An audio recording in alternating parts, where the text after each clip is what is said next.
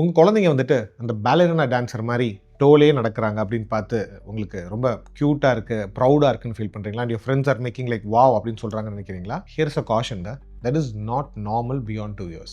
2 வருஷத்துக்கு மேலே அந்த மாதிரி டோ வாக் பண்ணுறாங்கன்னா there is something that you should be aware of. It can be a neurological problem, but at the same time 90% நம்ம அது ஒன்றுக்கும் பண்ணவும் தேவையில்லை. We have to just be on observation. How to differentiateங்கிறத நம்ம இந்த video பார்க்கலாம். Hi, this is Dr. Sriram Krishnamurthy from Sri Bone and Joint Clinic.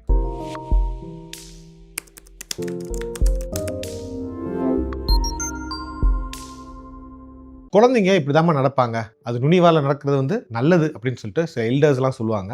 But அது 2 வயசுக்கு மேலே போகும்போது definitely we'll have to be alerted or alarm. ஒரு 80% to walkers பார்த்தீங்கன்னா அது இடியோபத்திக் அப்படின்னு சொல்லுவோம். இடியோபத்திக்ங்கிறது லைக் அதுக்கு காரணமே இல்லை, அது ஹேபிச்சுவலாகவும் இருக்கலாம் or the reasons that we are not aware of. ஆனால் 20% டைம்ஸ் ஒரு நியூரோ மஸ்குலர் ப்ராப்ளம் இருக்கிற பட்சத்தில் அது வரதுக்கான சான்சஸ் ஜாஸ்தி. Like cerebral palsy, muscular dystrophy, இந்த மாதிரி கண்டிஷன்ஸில் toe walking is common. Home test பண்ணுறது 4 சிம்பிள் டெஸ்ட். அது நீங்கள் வீட்டிலே பண்ணலாம். வீட்டிலே பண்ணிவிட்டு இது சீரியஸாக இல்லை சிக்னிஃபிகண்ட் இல்லையாங்கிறது நீங்களே ஒரு அசம்ஷனுக்கு வந்துடலாம். நம்பர் 1 வந்துட்டு அவங்கள பாதம் ஃபுல்லாக பதிய வச்சு நடக்க சொல்லுங்கள். அவங்களால முடியுது, பட் அது சப்கான்ஷியஸாக அவங்கள நடக்க சொன்னீங்கன்னா அவங்க டோல் நடக்கிறாங்கன்னா it may be habitual. Second வந்துட்டு ஸ்குவாட் டெஸ்ட்.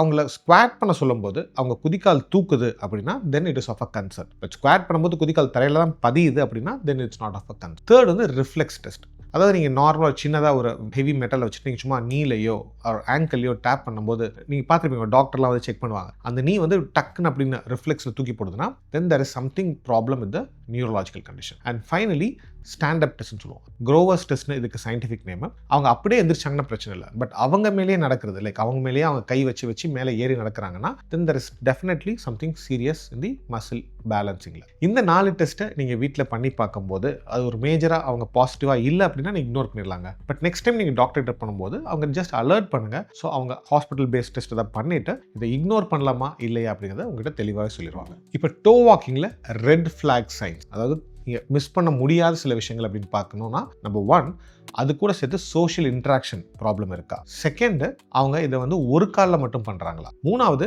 அந்த மசில் எஸ்பெஷலி காஃப் மசில் வந்து ஒரு காலுக்கும் இன்னொரு காலுக்கும் டிஃபரன்ஸாக அது ரொம்ப வீங்கி டிஸ்ப்ரோபோர்ஷனாக இருந்ததுன்னா that is a red flag sign. நாலாவது வந்து அது கூட சேர்த்து ஸ்பீச் டிலே, அதாவது அவங்க இன்ட்ராக்ஷனை போய் ஸ்பீச்சும் டிலே இருக்குன்னா தென் சம் நியூரலாஜிக்கல் கண்டிஷனும் சேர்த்து அது கூட இன்ட்ராக்ட் ஆயிருக்கு. 5வது கூட பிறந்தவங்களுக்கு சிப்ளிங்க்கும் இந்த மாதிரி ப்ராப்ளம் இருக்கான்னு பாருங்கள். And finally frequent falls. இந்த 6 ப்ராப்ளம் இருந்ததுன்னா then it is a red flag sign. Definitely should meet a doctor and address this problem. இதுக்கு என்ன டாக்டர் ட்ரீட்மெண்ட் அப்படின்னு கேட்டிங்கன்னா ஃபர்ஸ்ட் 2 years நான் சொன்ன மாதிரி we can just wait and watch. Even 2 to 4 கூட we can just wait and watch. But சிம்பிளாக ஹோமில் கொஞ்சம் ஸ்ட்ரெச்சஸ் சொல்லி தரலாம், கொஞ்சம் அவங்களை கான்ஷியஸாக கரெக்ட் பண்ண பார்க்கலாம். அண்ட் ரெட் ஃப்ளாக் சைன் இருந்ததுன்னா நீங்கள் டாக்டர் பார்க்க. 4 to 6 yearsலையுமே இந்த ப்ராப்ளம் கண்டினியூ ஆகுது அப்படின்னா தென் there are some options where AF1 சொல்லுவோம். நைட்டு தூங்கும் போது மாத்திரம் அதை கரெக்ட் பண்ணுற எக்ஸ்பீரியன்ஸ் இருக்குது. ஆங்கிள் ஃபுட் ஆர்த்ரோசிஸ்னு இருக்குது. This can be addressed. 6 to 8லையுமே இந்த ப்ராப்ளம் இருக்குன்னா we do some plastering technique கொஞ்சம் மினிமல் ரிலீசஸோ இதெல்லாம் பண்ணலாம். அண்ட் மோர் தென் 8 இருந்ததுன்னா it is a serious concern, may end up in a surgery.